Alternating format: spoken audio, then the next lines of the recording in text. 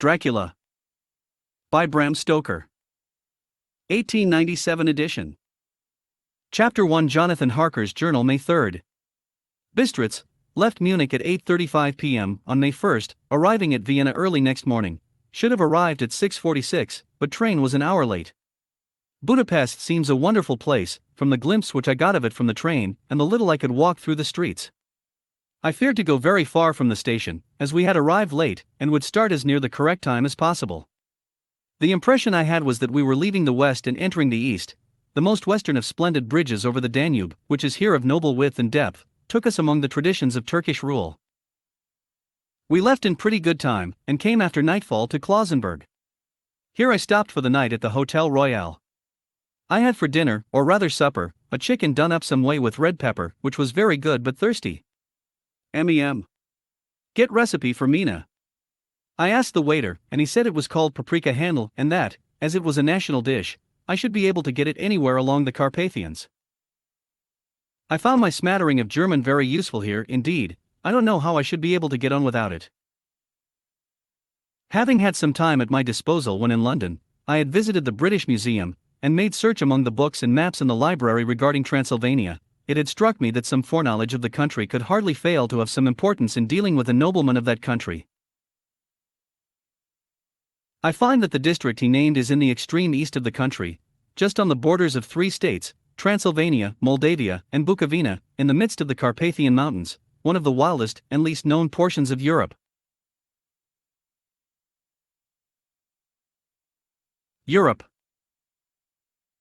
I was not able to light on any map or work giving the exact locality of the Castle Dracula, as there are no maps of this country as yet to compare with our own Ordnance Survey maps, but I found that Bistritz, the post town named by Count Dracula, is a fairly well-known place. I shall enter here some of my notes, as they may refresh my memory when I talk over my travels with Mina. In the population of Transylvania there are 4 distinct nationalities: Saxons in the south, and mixed with them the Wallachs, who are the descendants of the Dacians, Magyars in the west, and Szekelys in the east and north. I am going among the latter, who claim to be descended from Attila and the Huns. This may be so, for when the Magyars conquered the country in the 11th century they found the Huns settled in it. I read that every known superstition in the world is gathered into the horseshoe of the Carpathians, as if it were the center of some sort of imaginative whirlpool. If so, my stay may be very interesting. I must ask the Count all about them. I did not sleep well, though my bed was comfortable enough, for I had all sorts of queer dreams. There was a dog howling all night under my window, which may have had something to do with it, or it may have been the paprika, for I had to drink up all the water in my carafe, and was still thirsty. Towards morning I slept and was wakened by the continuous knocking at my door, so I guess I must have been sleeping soundly then.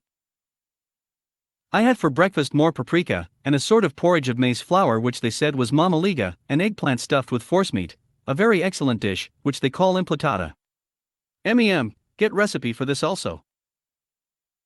I had to hurry breakfast, for the train started a little before 8, or rather it ought to have done so, for after rushing to the station at 7:30 I had to sit in the carriage for more than an hour before we began to move. It seems to me that the further east you go the more unpunctual are the trains. What if they to be in China?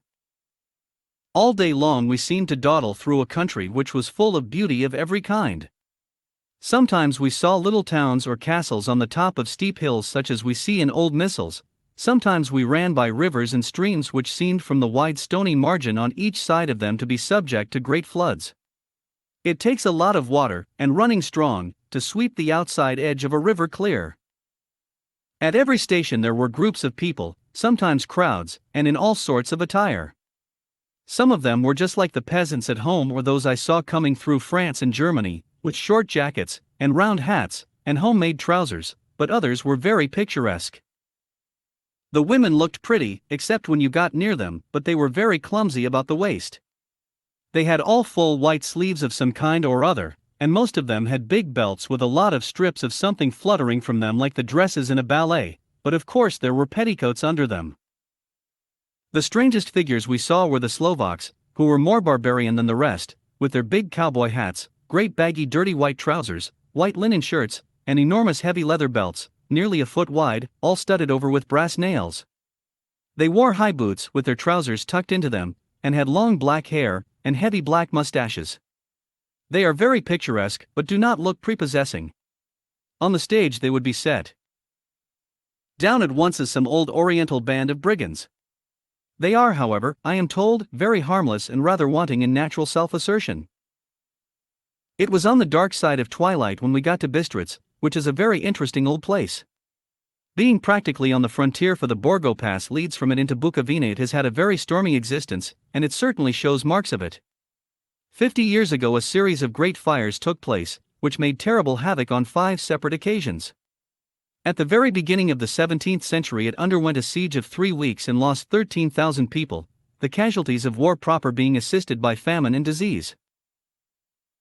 Count Dracula had directed me to go to the Golden Krone Hotel, which I found, to my great delight, to be thoroughly old-fashioned, for of course I wanted to see all I could of the ways of the country. I was evidently expected, for when I got near the door I faced a cheery-looking elderly woman in the usual peasant dress, white undergarment with a long double apron, front and back, of colored stuff fitting almost too tight for modesty. When I came close she bowed and said, "The Herr Englishman?" "Yes," I said, "Jonathan Harker." She smiled, and gave some message to an elderly man in white shirt-sleeves, who had followed her to the door. He went, but immediately returned with a letter. "My friend, welcome to the Carpathians. I am anxiously expecting you. Sleep well tonight. At 3 tomorrow the diligence will start for Bukovina, a place on it is kept for you. At the Borgo Pass my carriage will await you, and will bring you to me. I trust that your journey from London has been a happy one, and that you will enjoy your stay in my beautiful land, your friend Dracula." For May I found that my landlord had got a letter from the Count, directing him to secure the best place on the coach for me, but on making inquiries as to details he seemed somewhat reticent, and pretended that he could not understand my German. This could not be true, because up to then he had understood it perfectly. At least, he answered my questions exactly as if he did. He and his wife, the old lady who had received me, looked at each other in a frightened sort of way. He mumbled out that the money had been sent in a letter, and that was all he knew. When I asked him if he knew Count Dracula, and could tell me anything of his castle, both he and his wife crossed themselves, and, saying that they knew nothing at all, simply refused to speak further. It was so near the time of starting that I had no time to ask anyone else, for it was all very mysterious, and not by any means comforting. Just before I was leaving, the old lady came up to my room and said in a hysterical way, "Must you go? Oh, young Herr, must you go?" She was in such an excited state that she seemed to have lost her grip of what German she knew, and mixed it all up with some other language which I did not know at all. I was just able to follow her by asking many questions. When I told her that I must go at once, and that I was engaged on important business, she asked again, "Do you know what day it is?" I answered that it was the 4th of May. She shook her head as she said again, "Oh yes. I know that. I know that, but do you know what day it is?" On my saying that I did not understand, she went on, "It is the eve of St. George's Day. Do you not know that tonight, when the clock strikes midnight, all the evil things in the world will have full sway? Do you know where you are going and what you are going to?" She was in such evident distress that I tried to comfort her, but without effect. Finally, she went down on her knees and implored me not to go, at least to wait a day or two before starting. It was all very ridiculous, but I did not feel comfortable. However, there was business to be done, and I could allow nothing to interfere with it. I tried to raise her up and said, as gravely as I could, that I thanked her, but my duty was imperative, and that I must go. She then rose and dried her eyes, and taking a crucifix from her neck offered it to me. I did not know what to do, for, as an English churchman, I have been taught to regard such things as in some measure idolatrous, and yet it seemed so ungracious to refuse an old lady meaning so well and in such a state of mind. She saw, I suppose, the doubt in my face, for she put the rosary round my neck and said, "For your mother's sake," and went out of the room. I am writing up this part of the diary whilst I am waiting for the coach, which is, of course, late, and the crucifix is still round my neck. Whether it is the old lady's fear, or the many ghostly traditions of this place, or the crucifix itself, I do not know, but I am not feeling nearly as easy in my mind as usual. If this book should ever reach Mina before I do, let it bring my goodbye. Here comes the coach. I am not sleepy, and, as I am not to be called till I awake, naturally I write till sleep comes.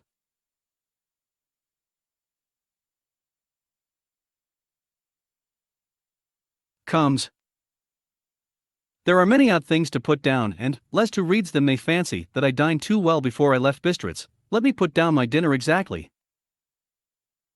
I dined on what they called robber steak, bits of bacon, onion, and beef, seasoned with red pepper, and strung on sticks, and roasted over the fire, in simple style of the London cat's meat. The wine was golden meaty-ash, which produces a queer sting on the tongue, which is, however, not disagreeable. I had only a couple of glasses of this, and nothing else.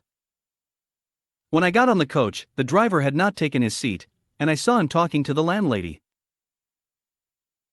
They were evidently talking of me, for every now and then they looked at me, and some of the people who were sitting on the bench outside the door came and listened, and then looked at me, most of them pityingly.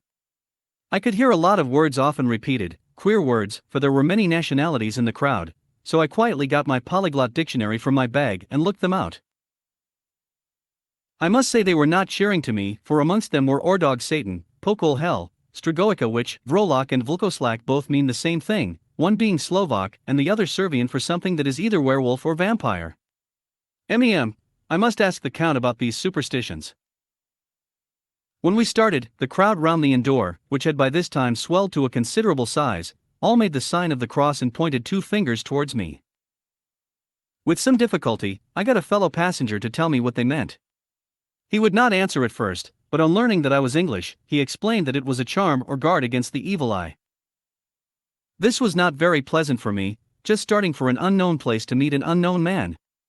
But everyone seemed so kind-hearted, and so sorrowful, and so sympathetic that I could not but be touched.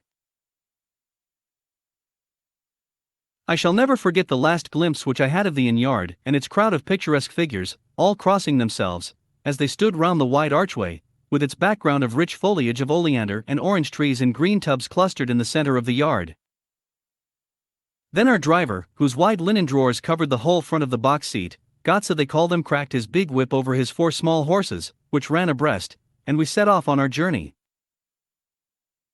I soon lost sight and recollection of ghostly fears in the beauty of the scene as we drove along, although had I known the language, or rather languages, which my fellow passengers were speaking, I might not have been able to throw them off so easily. Before us lay a green sloping land full of forests and woods, with here and there steep hills, crowned with clumps of trees, or with farmhouses, the blank gable end to the road. There was everywhere a bewildering mass of fruit, blossom apple, plum, pear, cherry.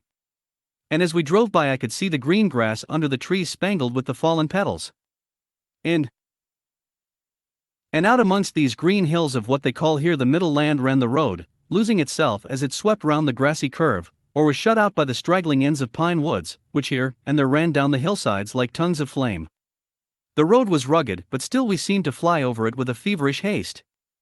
I could not understand then what the haste meant, but the driver was evidently bent on losing no time in reaching Borgo Prund. I was told that this road is in summertime excellent, but that it had not yet been put in order after the winter snows.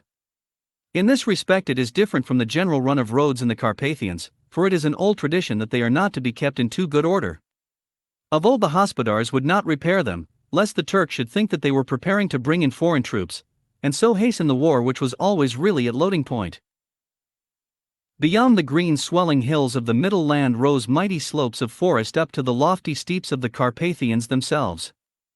Right and left of us they towered, with the afternoon sun falling full upon them and bringing out all the glorious colors of this beautiful range, deep blue and purple in the shadows of the peaks, green and brown where grass and rock mingled, and an endless perspective of jagged rock and pointed crags, till these were themselves lost in the distance, where the snowy peaks rose grandly. Here and there seemed mighty rifts in the mountains, through which, as the sun began to sink, we saw now and again the white gleam of falling water. One of my companions touched my arm as we swept round the base of a hill and opened up the lofty, snow-covered peak of a mountain, which seemed, as we wound on our serpentine way, to be right before us. Look! Isen Sek! God's seat! And he crossed himself reverently. As we wound on our endless way, and the sun sank lower and lower behind us, the shadows of the evening began to creep round us. This was emphasized by the fact that the snowy mountain tops still held the sunset, and seemed to glow out with a delicate cool pink. Here and there we passed Czechs and Slovaks, all in picturesque attire, but I noticed that goiter was painfully prevalent. By the roadside were many crosses, and as we swept by, my companions all crossed themselves.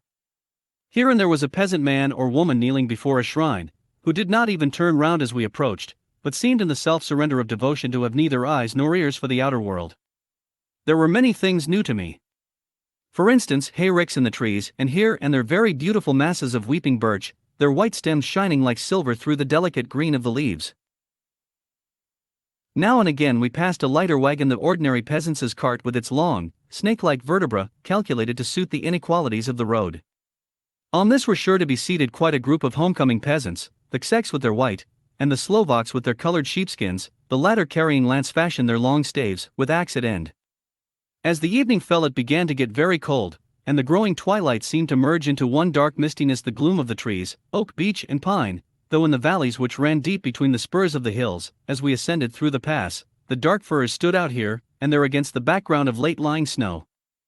Sometimes, as the road was cut through the pine woods that seemed in the darkness to be closing down upon us, great masses of grayness which here and there bestrewed the trees, produced a peculiarly weird and solemn effect, which carried on the thoughts and grim fancies engendered. Earlier in the evening, when the falling sunset threw into strange relief the ghost-like clouds which amongst the Carpathians seemed to wind ceaselessly through the valleys. Sometimes the hills were so steep that, despite our driver's haste, the horses could only go slowly. I wished to get down and walk up them, as we do at home, but the driver would not hear of it. "No, no," he said. "You must not walk here. The dogs are too fierce." And then he added, with what he evidently meant for grim pleasantry, for he looked round to catch the approving smile of the rest, "And you may have enough of such matters before you go to sleep." The only stop he would make was a moment's pause to light his lamps.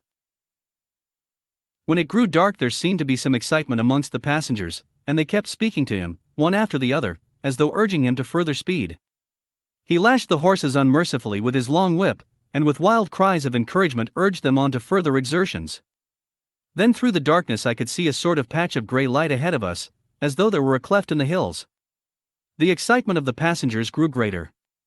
The crazy coach rocked on its great leather springs, and swayed like a boat tossed on a stormy sea. I had to hold on.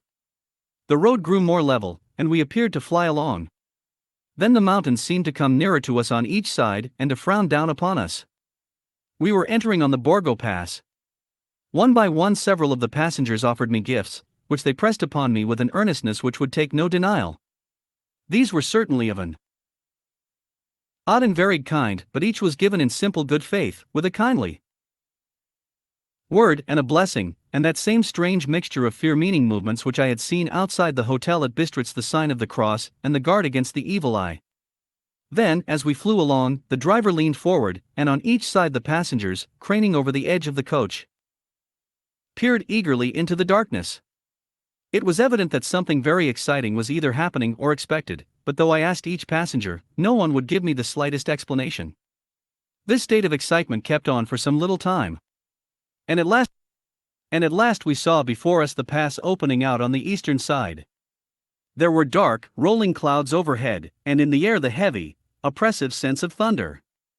It seemed as though the mountain range had separated two atmospheres, and that now we had got into the thunderous one. I was now myself looking out for the conveyance which was to take me to the Count. Each moment I expected to see the glare of lamps through the blackness, but all was dark. The only light was the flickering rays of our own lamps, in which the steam from our hard-driven horses rose in a white cloud. We could see now the sandy road lying white before us, but there was on it no sign of a vehicle. The passengers drew back with a sigh of gladness which seemed to mock my own disappointment. I was already thinking what I had best do, when the driver, looking at his watch, said to the others something which I could hardly hear. It was spoken so quietly, and in so low a tone, I thought it was an hour less than the time. Then turning to me, he spoke in German worse than my own. "There is no carriage here. The Herr is not expected after all. He will now come on to Bukovina, and return tomorrow, or the next day, better the next day." Whilst he was speaking the horses began to neigh and snort and plunge wildly, so that the driver had to hold them up. Then, amongst a chorus of screams from the peasants and a universal crossing of themselves, a caleche, with 4 horses, drove up behind us, overtook us, and drew up beside the coach. I could see from the flash of our lamps as the rays fell on them, that the horses were coal-black and splendid animals. They were driven by a tall man, with a long brown beard and a great black hat, which seemed to hide his face from us. I could only see the gleam of a pair of very bright eyes, which seemed red in the lamplight, as he turned to us. He said to the driver, "You are early tonight, my friend." The man stammered in reply, the Englisher was in a hurry. To which the stranger replied, "That is why, I suppose, you wished him to go on to Bukovina. You cannot deceive me, my friend. I know too much, and my horses are swift." As he spoke he smiled, and the lamplight fell on a hard-looking mouth, with very red lips and sharp-looking teeth, as white as ivory. One of my companions whispered to another the line from Burger's Lenore. "Den die Tod ten reiten schnell." For the dead travel fast. The strange driver evidently heard the words, for he looked up with a gleaming smile. The passenger turned his face away, at the same time putting out his 2 fingers and crossing himself. "Give me the Herr's luggage," said the driver, and with exceeding alacrity my bags were handed out and put in the caleche. Then I descended from the side of the coach, as the caleche was close alongside, the driver helping me with a hand which caught my arm in a grip of steel. His strength must have been prodigious. Without a word he shook his reins, the horses turned, and we swept into the darkness of the pass. As I looked back I saw the steam from the horses of the coach by the light of the lamps, and projected against it the figures of my late companions crossing themselves. Then the driver cracked his whip and called to his horses, and off they swept on their way to Bukovina. As they sank into the darkness I felt a strange chill and a lonely feeling come over me. But a cloak was thrown over my shoulders, and a rug across my knees, and the driver said in excellent German, "The night is chill, mein Herr, and my master the Count bade me take all care of you. There is a flask of Slivovitz, the plum brandy of the country, underneath the seat, if you should require it." I did not take any, but it was a comfort to know it was there all the same. I felt a little strangely, and not a little frightened. I think had there been any alternative I should have taken it, instead of prosecuting that unknown night journey. The carriage went at a hard pace straight along, then we made a complete turn, and went along another straight road. It seemed to me that we were simply going over and over the same ground again, and so I took note of some salient point and found that this was so. I would have liked to have asked the driver what this all meant, but I really feared to do so, for I thought that, placed as I was, any protest would have had no effect in case there had been an intention to delay. By and by, however, as I was curious to know how time was passing, I struck a match, and by its flame looked at my watch. It was within a few minutes of midnight. This gave me a sort of shock, for I supposed the general superstition about midnight was increased by my recent experiences. I waited with a sick feeling of suspense. Then a dog began to howl somewhere in a farmhouse far down the road, a long, agonized wailing, as if from fear.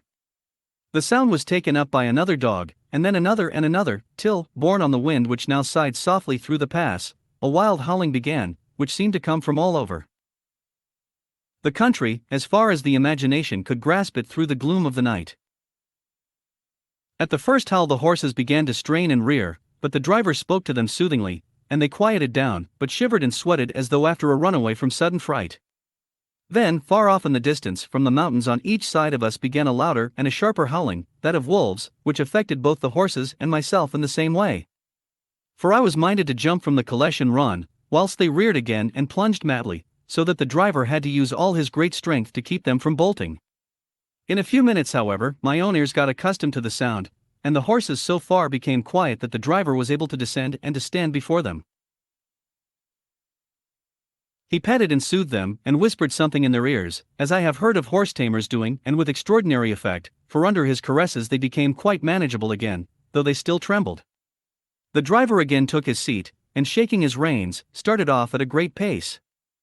This time, after going to the far side of the pass, he suddenly turned down a narrow roadway which ran sharply to the right. Soon we were hemmed in with trees, which in places arched right over the roadway till we passed as through a tunnel. And again great frowning rocks guarded us boldly on either side. Though we were in shelter, we could hear the rising wind, for it moaned and whistled through the rocks, and the branches of the trees crashed together as we swept along. It grew colder and colder still, and fine, powdery snow began to fall, so that soon we and all around us were covered with a white blanket. The keen wind still carried the howling of the dogs, though this grew fainter as we went on our way. The baying of the wolves sounded nearer and nearer, as though they were closing round on us from every side. I grew dreadfully afraid, and the horses shared my fear. The driver, however, was not in the least disturbed. He kept turning his head to left and right, but I could not see anything through the darkness. Suddenly, away on our left I saw a faint flickering blue flame. The driver saw it at the same moment. He at once checked the horses and, jumping to the ground, disappeared into the darkness. I did not know what to do, the less as the howling of the wolves grew closer. But while I wondered, the driver suddenly appeared again, and without a word took his seat, and we resumed our journey.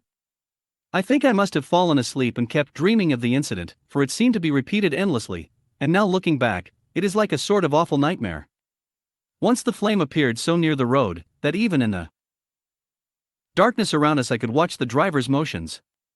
He went rapidly to where the blue flame arose. It must have been very faint, for it did not seem to illumine the place around it at all, and gathering a few stones, formed them into some device. Once there appeared a strange optical effect.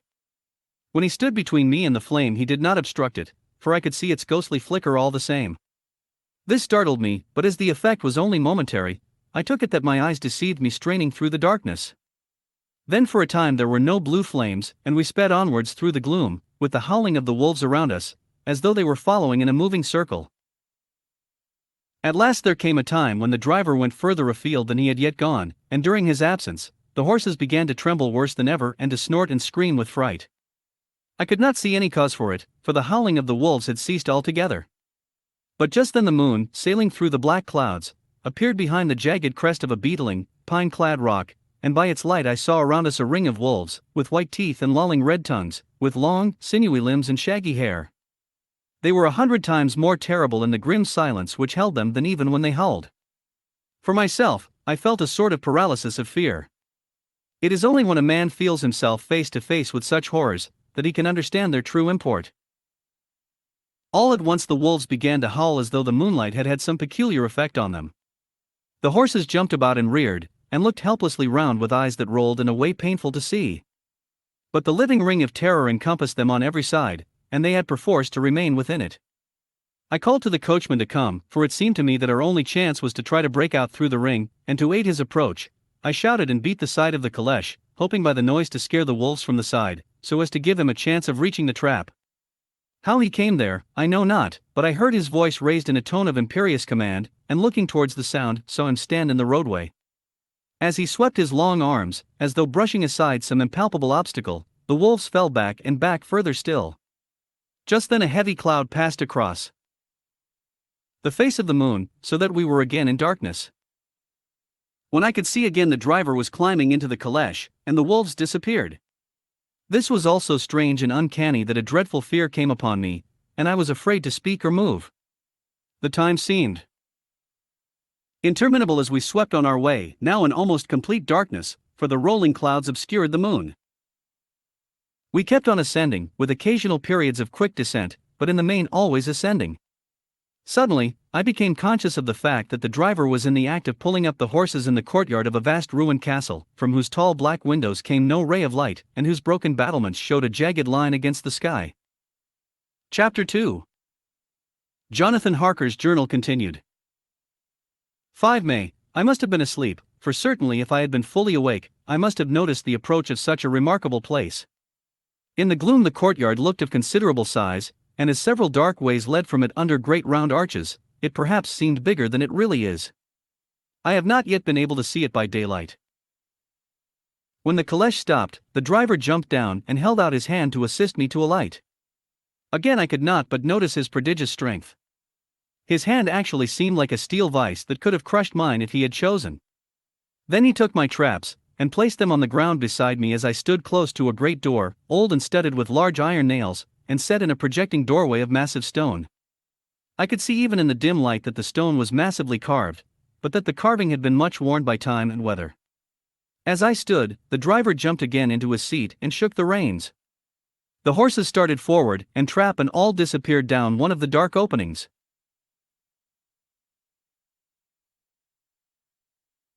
I stood in silence where I was, for I did not know what to do. Of bell or knocker there was no sign. Through these frowning walls and dark window openings it was not likely that my voice could penetrate.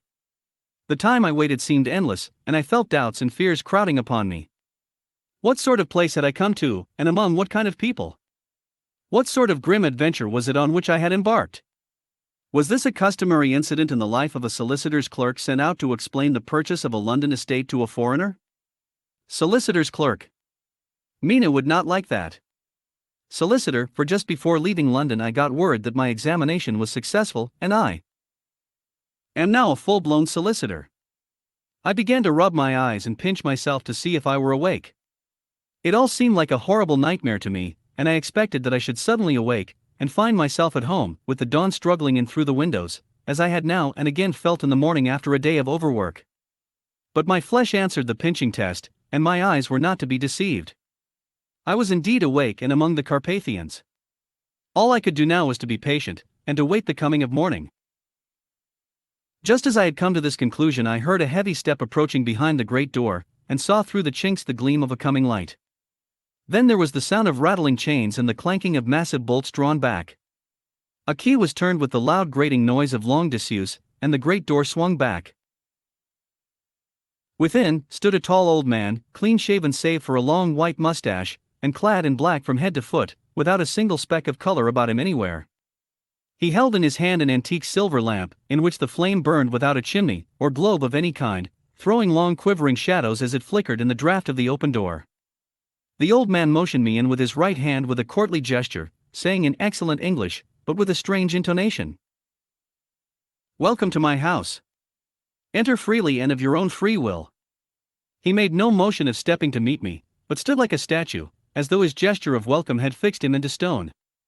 The instant, however, that I had stepped over the threshold, he moved impulsively forward, and holding out his hand grasped mine with a strength which made me wince, an effect which was not lessened by the fact that it seemed cold as ice, more like the hand of a dead than a living man. Again he said, "Welcome to my house. Enter freely. Go safely, and leave something of the happiness you bring." The strength of the handshake was so much akin to that which I had noticed in the driver, whose face I had not seen, that for a moment I doubted if it were not the same person to whom I was speaking. So to make sure, I said interrogatively, "Count Dracula?" He bowed in a courtly way as he replied, "I am Dracula, and I bid you welcome, Mr. Harker, to my house. Come in, the night air is chill, and you must need to eat and rest." As he was speaking, he put the lamp on a bracket on the wall, and stepping out, took my luggage. He had carried it in before I could forestall him. I protested, but he insisted. "Nay, sir, you are my guest. It is late, and my people are not available. Let me see to your comfort myself." He insisted on carrying my traps along the passage, and then up a great winding stair, and along another great passage, on whose stone floor our steps rang heavily. At the end of this he threw open a heavy door, and I rejoiced to see within a well-lit room in which a table was spread for supper, and on whose mighty hearth a great fire of logs, freshly replenished, flamed and flared. The Count halted, putting down my bags, closed the door, and crossing the room, opened another door, which led into a small octagonal room lit by a single lamp, and seemingly without a window of any sort. Passing through this, he opened another door, and motioned me to enter. It was a welcome sight.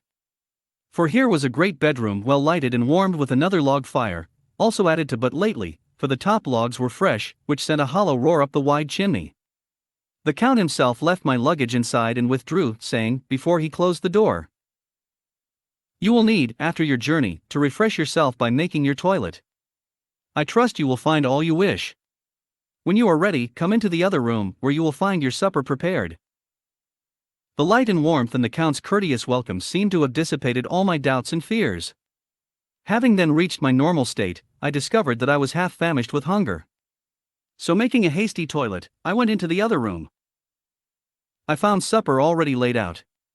My host, who stood on one side of the great fireplace, leaning against the stonework, made a graceful wave of his hand to the table and said, "I pray you be seated and sup how you please. You will, I trust, excuse me that I do not join you, but I have dined already, and I do not sup." I handed to him the sealed letter which Mr. Hawkins had entrusted to me.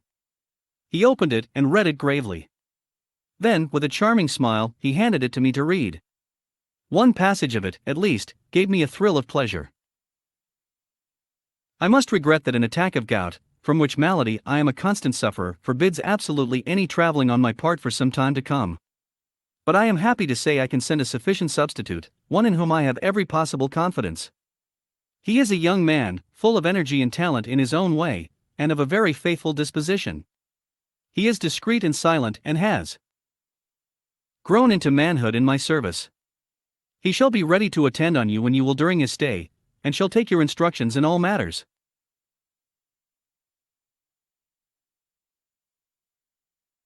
The Count himself came forward and took off the cover of a dish, and I fell to at once on an excellent roast chicken.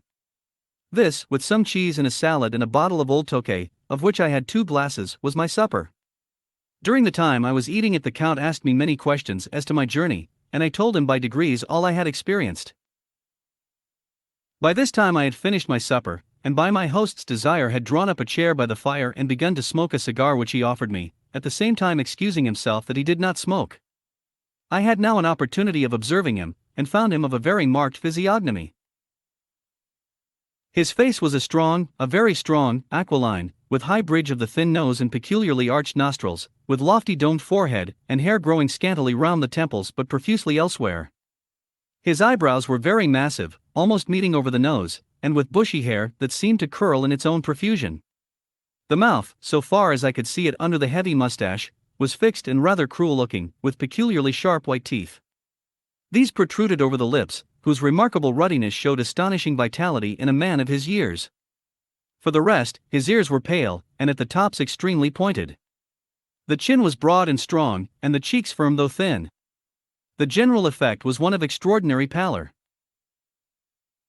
Hitherto I had noticed the backs of his hands as they lay on his knees in the firelight, and they had seemed rather white and fine. But seeing them now close to me, I could not but notice that they were rather coarse, broad, with squat fingers. Strange to say, there were hairs in the center of the palm. The nails were long and fine, and cut to a sharp point. As the Count leaned over me and his hands touched me, I could not repress a shudder. It may have been that his breath was rank, but a horrible feeling of nausea came over me which, do what I would, I could not conceal. The Count, evidently noticing it, drew back. And with a grim sort of smile, which showed more than he had yet done his protuberant teeth, sat himself down again on his own side of the fireplace. We were both silent for a while, and as I looked towards the window, I saw the first dim streak of the coming dawn. There seemed a strange stillness over everything. But as I listened, I heard as if from down below in the valley the howling of many wolves. The Count's eyes gleamed, and he said, "Listen to them, the children of the night. What music they make!" Seeing, I suppose, some expression in my face strange to him, he added, "Ah, sir, you dwellers in the city cannot enter into the feelings of the hunter." Then he rose and said, "But you must be tired. Your bedroom is all ready, and tomorrow you shall sleep as late as you will. I have to be away till the afternoon, so sleep well and dream well." With a courteous bow, he opened for me himself the door to the octagonal room, and I entered my bedroom. I am all in a sea of wonders. I doubt. I fear. I think strange things, which I dare not confess to my own soul. God keep me, if only for the sake of those dear to me. 7 May, it is again early morning, but I have rested and enjoyed the last 24 hours. I slept till late in the day, and awoke of my own accord. When I had dressed myself I went into the room where we had supped, and found a cold breakfast laid out, with coffee kept hot by the pot being placed on the hearth. There was a card on the table, on which was written I have to be absent for a while. Do not wait for me. D. I set to and enjoyed a hearty meal. When I had done, I looked for a bell, so that I might let the servants know I had finished, but I could not find one. There are certainly odd deficiencies in the house, considering the extraordinary evidences of wealth which are round me. The table service is of gold, and so beautifully wrought that it must be of immense value. The curtains and upholstery of the chairs and sofas and the hangings of my bed are of the costliest and most beautiful fabrics, and must have been of fabulous value when they were made, for they are centuries old, though in excellent order. I saw something like them in Hampton Court, but they were worn and frayed and moth-eaten. But still in none of the rooms is there a mirror. There is not even a toilet glass on my table, and I had to get the little shaving glass from my bag before I could either shave or brush my hair. I have not yet seen a servant anywhere, or heard a sound near the castle except the howling of wolves. Some time after I had finished my meal, I do not know whether to call it breakfast or dinner, for it was between 5 and 6 o'clock when I had it, I looked about for something to read, for I did not like to go about the castle until I had asked the Count's permission. There was absolutely nothing in the room, book, newspaper, or even writing materials, so I opened another door in the room and found a sort of library. The door opposite mine I tried, but found locked. In the library I found, to my great delight, a vast number of English books, whole shelves full of them, and bound volumes of magazines and newspapers. A table in the center was littered with English magazines and newspapers, though none of them were of very recent date. The books were of the most varied kind: history, geography, politics, political economy, botany, geology, law, all relating to England and English life and customs and manners.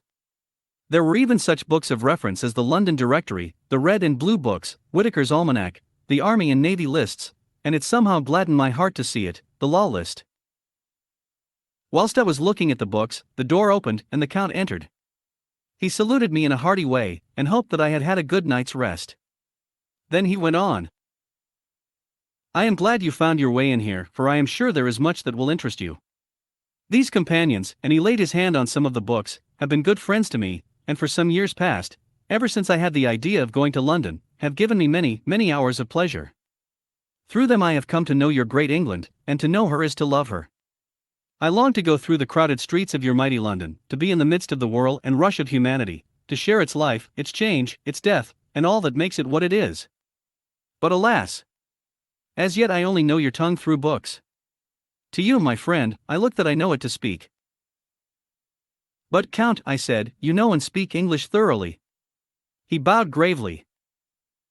"I thank you, my friend, for your all too flattering estimate, but yet I fear that I am but a little way on the road I would travel. True, I know the grammar and the words, but yet I know not how to speak them." "Indeed," I said, "you speak excellently." "Not so," he answered. "Well, I know that, did I move and speak in your London, none there are who would not know me for a stranger. That is not enough for me. Here I am noble. I am a boyar. The common people know me, and I am master. But a stranger in a strange land, he is no one. Men know him not, and to know not is to care not for. I am content if I am like the rest, so that no man stops if he sees me, or pauses in his speaking if he hears my words. Ha ha! A stranger! I have been so long master that I would be master still, or at least that none other should be master of me. You come to me not alone as agent of my friend Peter Hawkins, of Exeter, to tell me all about my new estate in London.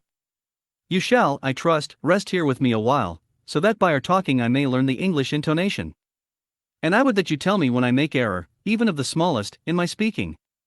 I am sorry that I had to be away so long today, but you will, I know, forgive one who has so many important affairs in hand." Of course I said all I could about being willing, and asked if I might come into that room when I chose. He answered, "Yes, certainly," and added, "You may go anywhere you wish in the castle, except where the doors are locked, where of course you will not wish to go. There is reason that all things are as they are, and did you see with my eyes, know with my knowledge, you would perhaps better understand." I said I was sure of this, and then he went on. "We are in Transylvania, and Transylvania is not England. Our ways are not your ways, and there shall be to you many strange things. Nay, from what you have told me of your experiences already, you know something of what strange things there may be." This led to much conversation, and as it was evident that he wanted to talk, if only for talking's sake, I asked him many questions regarding things that had already happened to me or come within my notice. Sometimes he sheered off the subject, or turned the conversation by pretending not to understand, but generally he answered all I asked most frankly. Then as time went on, and I had got somewhat bolder, I asked him of some of the strange things of the preceding night, as for instance, why the coachman went to the places where he had seen the blue flames. He then explained to me that it was commonly believed that on a certain night of the year, last night, in fact, when all evil spirits are supposed to have unchecked sway, a blue flame is seen over any place where treasure has been concealed. That treasure has been hidden, he went on, in the region through which you came last night, there can be but little doubt. For it was the ground fought over for centuries by the Wallachian, the Saxon, and the Turk. Why, there is hardly a foot of soil in all this region that has not been enriched by the blood of men, patriots or invaders. In the old days there were stirring times, when the Austrian and the Hungarian came up in hordes, and the patriots went out to meet them, men and women, the aged and the children too, and waited their coming on the rocks above the passes, that they might sweep destruction on them with their artificial avalanches. When the invader was triumphant, he found but little, for whatever there was had been sheltered in the friendly soil. "But how," said I, "can it have remained so long undiscovered, when there is a sure index to it if men will but take the trouble to look?" The Count smiled, and as his lips ran back over his gums, the long, sharp, canine teeth showed out strangely. He answered, "Because your peasant is at heart a coward and a fool. Those flames only appear on one night, and on that night no man of this land will, if he can help it, stir without his doors. And, dear sir, even if he did, he would not know what to do. Why, even the peasant that you tell me of who marked the place of the flame would not know where to look in daylight even for his own work. Even you would not, I dare be sworn, be able to find these places again?" "There you are right," I said. "I know no more than the dead were even to look for them." Then we drifted into other matters. "Come," he said at last, "tell me of London and of the house which you have procured for me." With an apology for my remissness, I went into my own room to get the papers from my bag. Whilst I was placing them in order, I heard a rattling of china and silver in the next room, and as I passed through, noticed that the table had been cleared and the lamp lit, for it was by this time deep into the dark. The lamps were also lit in the study or library, and I found the Count lying on the sofa, reading, of all things in the world, an English Bradshaw's Guide. When I came in, he cleared the books and papers from the table, and with him I went into plans and deeds and figures of all sorts. He was interested in everything, and asked me a myriad questions about the place and its surroundings. He clearly had studied beforehand all he could get on the subject of the neighborhood, for he evidently at the end knew very much more than I did. When I remarked this, he answered, "Well, but, my friend, is it not needful that I should? When I go there I shall be all alone, and my friend Harker Jonathan, nay, pardon me. I fall into my country's habit of putting your patronymic first. My friend Jonathan Harker will not be by my side to correct and aid me. He will be in Exeter, miles away, probably working at papers of the law with my other friend, Peter Hawkins." So we went thoroughly into the business of the purchase of the estate at Purfleet. When I had told him the facts and got his signature to the necessary papers, and had written a letter with them ready to post to Mr. Hawkins, he began to ask me how I had come across so suitable a place. I read to him the notes which I had made at the time, and which I inscribe here. At Purfleet, on a byroad, I came across just such a place as seemed to be required, and where was displayed a dilapidated notice that the place was for sale. It was surrounded by a high wall, of ancient structure, built of heavy stones, and has not been repaired for a large number of years. The closed gates are of heavy old oak and iron, all eaten with rust. The estate is called Carfax, no doubt a corruption of the old Cotter face, as the house is four-sided, agreeing with the cardinal points of the compass. It contains in all some 20 acres, quite surrounded by the solid stone wall above mentioned. There are many trees on it, which make it in places gloomy, and there is a deep, dark-looking pond or small lake, evidently fed by some springs, as the water is clear and flows away in a fair-sized stream. The house is very large and of all periods back, I should say, to medieval times, for one part is of stone immensely thick, with only a few windows high up and heavily barred with iron. It looks like part of a keep, and is close to an old chapel or church. I could not enter it, as I had not the key of the door leading to it from the house, but I have taken with my Kodak views of it from various points. The house had been added to, but in a very straggling way, and I can only guess at the amount of ground it covers, which must be very great. There are but few houses close at hand, one being a very large house only recently added to and formed into a private lunatic asylum. It is not, however, visible from the grounds. When I had finished, he said, "I am glad that it is old and big. I myself am of an old family, and to live in a new house would kill me. A house cannot be made habitable in a day, and after all, how few days go to make up a century. I rejoice also that there is a chapel of old times. We Transylvanian nobles love not to think that our bones may lie amongst the common dead. I seek not gaiety nor mirth, not the bright voluptuousness of much sunshine, and sparkling waters which please the young and gay. I am no longer young, and my heart, through weary years of mourning over the dead, is not attuned to mirth. Moreover, the walls of my castle are broken. The shadows are many, and the wind breathes cold through the broken battlements and casements. I love the shade and the shadow, and would be alone with my thoughts when I may. Somehow his words and his look did not seem to accord, or else it was that his cast of face made his smile look malignant and saturnine. Presently, with an excuse, he left me, asking me to pull my papers together. He was some little time away, and I began to look at some of the books around me. One was an atlas, which I found open naturally to England, as if that map had been much used. On looking at it, I found in certain places little rings marked, and on examining these I noticed that one was near London on the east side, manifestly where his new estate was situated. The other two were Exeter and Whitby on the Yorkshire coast. It was the better part of an hour when the Count returned. "Aha," he said. "Still at your books? Good. But you must not work always. Come. I am informed that your supper is ready." He took my arm, and we went into the next room, where I found an excellent supper ready on the table. The Count again excused himself, as he had dined out on his being away from home. But he sat as on the previous night, and chatted whilst I ate. After supper I smoked, as on the last evening, and the Count stayed with me, chatting and asking questions on every conceivable subject, hour after hour. I felt that it was getting very late indeed, but I did not say anything, for I felt under obligation to meet my host's wishes in every way. I was not sleepy, as the long sleep yesterday had fortified me, but I could not help experiencing that chill which comes over one at the coming of the dawn, which is like, in its way, the turn of the tide. They say that people who are near death die generally at the change to dawn or at the turn of the tide. Anyone who has, when tired, and tied as it were to his post, experienced this change in the atmosphere can well believe it. All at once we heard the crow of the cock coming up with preternatural shrillness through the clear morning air. Count Dracula, jumping to his feet, said, "Why, there is the morning again. How remiss I am to let you stay up so long. You must make your conversation regarding my dear new country of England less interesting, so that I may not forget how time flies by us," and with a courtly bow, he quickly left me. I went into my room and drew the curtains, but there was little to notice. My window opened into the courtyard, all I could see was the warm grey of quickening sky. So I pulled the curtains again, and have written of this day. 8 May, I began to fear as I wrote in this book that I was getting too diffuse. But now I am glad that I went into detail from the first, for there is something so strange about this place and all in it that I cannot but feel uneasy. I wish I were safe out of it, or that I had never come.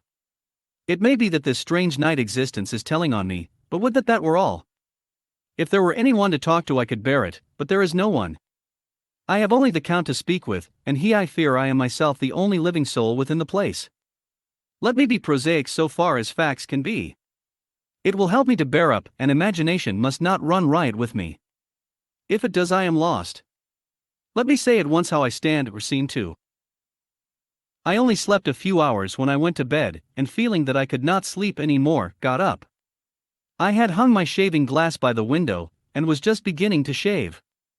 Suddenly I felt a hand on my shoulder, and heard the Count's voice saying to me, "Good morning." It amazed me that I had not seen him, since the reflection of the glass covered the whole room behind me. In starting I had cut myself slightly, but did not notice it at the moment. Having answered the Count's salutation, I turned to the glass again to see how I had been mistaken. This time there could be no error, for the man was close to me, and I could see him over my shoulder. But there was no reflection of him in the mirror. The whole room behind me was displayed, but there was no sign of a man in it, except myself. This was startling, and coming on the top of so many strange things, was beginning to increase that vague feeling of uneasiness which I always have when the Count is near. But at the instant I saw that the cut had bled a little, and the blood was trickling over my chin. I laid down the razor, turning as I did so half round to look for some sticking plaster. When the Count saw my face, his eyes blazed with a sort of demoniac fury, and he suddenly made a grab at my throat. I drew away, and his hand touched the string of beads which held the crucifix. It made an instant change in him, for the fury passed so quickly that I could hardly believe that it was ever there. "Take care," he said, "take care how you cut yourself. It is more dangerous than you think in this country." Then seizing the shaving glass, he went on, "And this is the wretched thing that has done the mischief. It is a foul bauble of man's vanity. Away with it." And opening the window with one wrench of his terrible hand, he flung out the glass, which was shattered into 1,000 pieces on the stones of the courtyard far below. Then he withdrew without a word. It is very annoying, for I do not see how I am to shave, unless in my watch case, or the bottom of the shaving pot, which is fortunately of metal. When I went into the dining room, breakfast was prepared, but I could not find the Count anywhere. So I breakfasted alone. It is strange that as yet I have not seen the Count eat or drink. He must be a very peculiar man. After breakfast I did a little exploring in the castle. I went out on the stairs and found a room looking towards the south. The view was magnificent, and from where I stood there was every opportunity of seeing it. The castle is on the very edge of a terrific precipice. A stone falling from the window would fall 1,000 feet without touching anything. As far as the eye can reach is a sea of green tree tops with occasionally a deep rift where there is a chasm. Here and there are silver threads where the rivers wind in deep gorges through the forests. But I am not in heart to describe beauty, for when I had seen the view I explored further. Doors, doors, doors everywhere, and all locked and bolted. In no place save from the windows in the castle walls is there an available exit. The castle is a veritable prison, and I am a prisoner.